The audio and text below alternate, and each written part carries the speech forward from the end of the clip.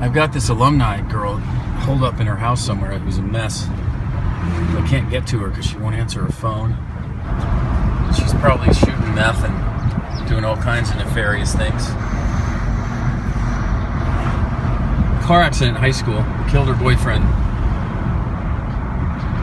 It's too easy, but they say she's been using ever since because of it. But it's never just because of one thing, you know?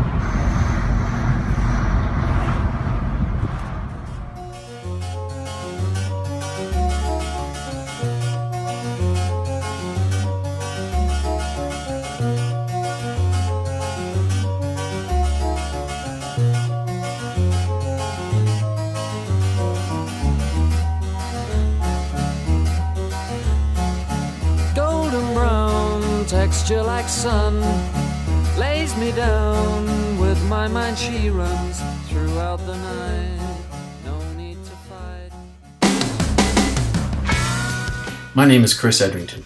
This is me and my dog Biko on the front porch of our office. I lost 10 years of my life addicted to heroin. I got sober 17 years ago, shortly after arriving here in St. Paul. I was thinking about it just the other day. I don't give a fuck about your personal problems. How much money do you owe me? I started my first sober living house in June of 2001.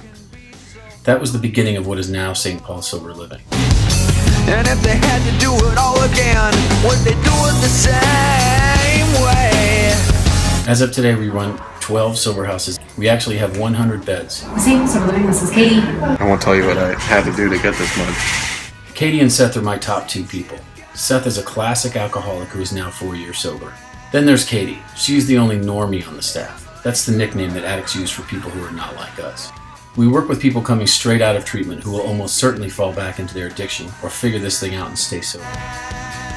I float around observing and listening to all the goings on in the office and drop my 2 cents into every conversation, whether I'm asked for my input or not. Wait, let's take it apart and do it again. Dude, why are you blinking all the time? Let's take it apart and do it again. Get over to the left-hand side. Meth heads. Oh, dude. They're always good for a task. What we do very well is give people a community. A community of like-minded individuals who are trying to build a life they actually feel good standing inside. The reality is, this is a tough, ugly disease, and we lose people, and it gets scary, and it gets ridiculous. Coming straight out of treatment as a teenager, I never lived on my own. And then living with guys who are 43, 44, 50 years old, I just didn't know how I'd mix with that. A lot of late nights and a lot of dirty jokes.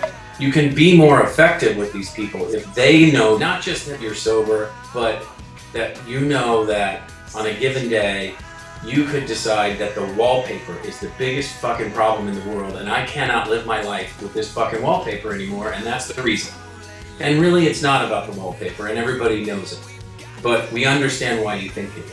Oftentimes some of the tensest moments then become the most hilarious moments. We had a guy who took a shit in a tomato plant. On the front porch.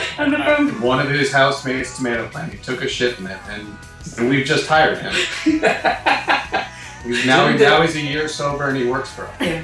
And so he's gone from plant shitter to our van driver. Yeah. Since you've gone away, everything gonna be alright, girl.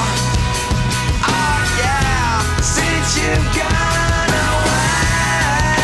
away. I would say we're just one big, fucked up dysfunctional family that at the end of the day, loves coming back and loves what we do.